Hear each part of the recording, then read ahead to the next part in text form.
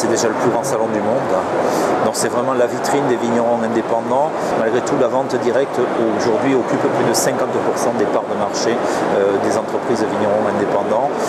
C'est pour ça qu'un salon est important pour nous, parce que la valeur ajoutée, il y a le contact bien sûr avec le consommateur, mais aussi la valeur ajoutée qui reste dans l'entreprise.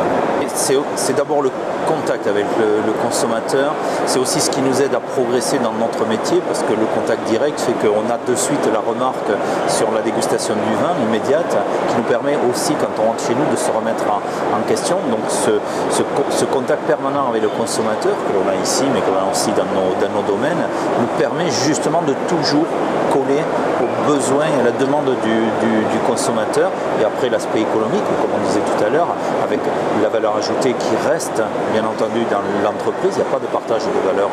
ajoutée, ce qui permet là aussi de faire vivre nos petites entreprises. Les gens qui sont ici sont ce qu'on appelle des TPE, des très petites entreprises, et on a besoin aujourd'hui économiquement, pour faire vivre ces entreprises, on a besoin justement de garder cette part de la valeur ajoutée. On s'aperçoit là aussi depuis 10 ans une évolution sur les jeunes. Donc on sait que les jeunes ont peu de moyens financiers, ils ne sont pas installés socialement, et que si ces gens-là, on ne leur fait pas une éducation, ils font le premier geste de venir vers nous.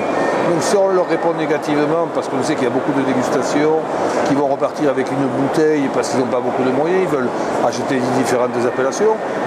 on va se tromper, parce que c'est demain des consommateurs qui socialement auront peut-être davantage de moyens, qui eux aussi vont rééduquer leurs parents. C'est un cercle vertueux qui s'alimente, et que nous, on doit être l'animateur de ce cercle vertueux. Et là aussi, c'est une satisfaction de dire, bien, on a, par rapport à aujourd'hui, où on a des acheteurs qui viennent faire, je dirais entre guillemets, un peu leurs courses, qui sont les habitués, le samedi et le dimanche, c'est une clientèle qui est différente, mais qui fait partie de notre monde pour la préparation de notre avenir de vigneron, parce que notre avenir de vigneron, c'est bien de travailler la vigne, de faire les vins, mais de vendre notre vin, parce que Michel le disait,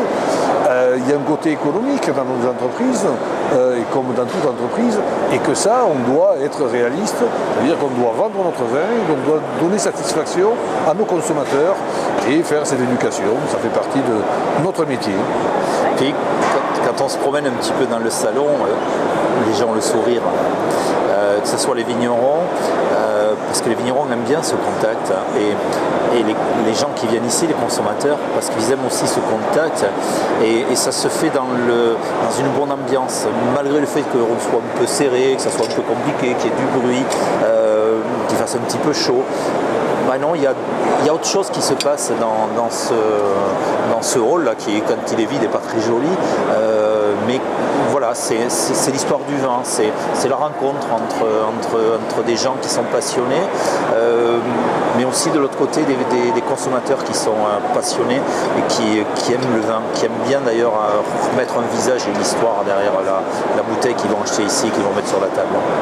C'est la satisfaction du consommateur qui est devenu presque un ami, c'est le sourire qu'il a quand on lui fait goûter, découvrir un nouveau millésime. Je crois que notre plus grande satisfaction par rapport au métier que l'on fait, où on travaille une année pour élaborer un vin, on l'élève pendant plusieurs mois. La sanction, c'est quand il coule dans un verre et que quelqu'un d'autre qui a un peu plus d'objectivité que la nôtre, parce qu'on est chauvin, ce qui est logique par rapport à nos vins, et qui a un sourire et on voit les yeux qui brillent de satisfaction du consommateur. On dit là, on a réussi.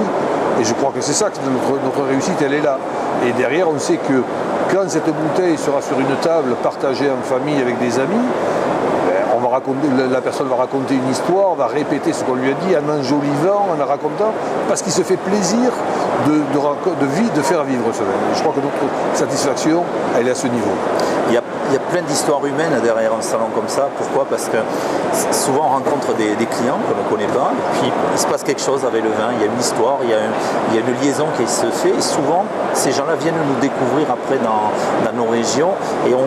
ils vont rajouter d'autres choses derrière le vin, derrière la personnalité qu'ils ont eu en face, et c'est des belles histoires qui peuvent partir de là,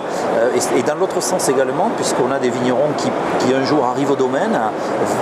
comme ça, par hasard, et puis voilà, ils passent un instant magique un petit peu, et puis ils viennent nous revoir après sur le salon à Paris, et souvent ça ne s'arrête pas là. ça va beaucoup plus loin parce qu'on peut créer une sorte de c'est une grande famille ici. Les gens ont le sourire et pourtant on est dans un espace où il y a beaucoup de contraintes, porter les cartons, porter le caddie, sortir, aller chercher sa voiture, c'est pas simple. Et bien, ces contraintes-là sont bien vécues par les gens qui viennent nous rendre visite, font beaucoup d'efforts pour venir nous voir.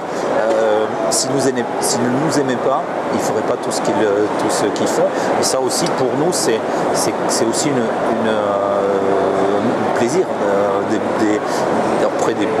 plaisirs, des souvenirs, il y a des bons, il y a des mauvais, mais il y en a plein à raconter sur les salons.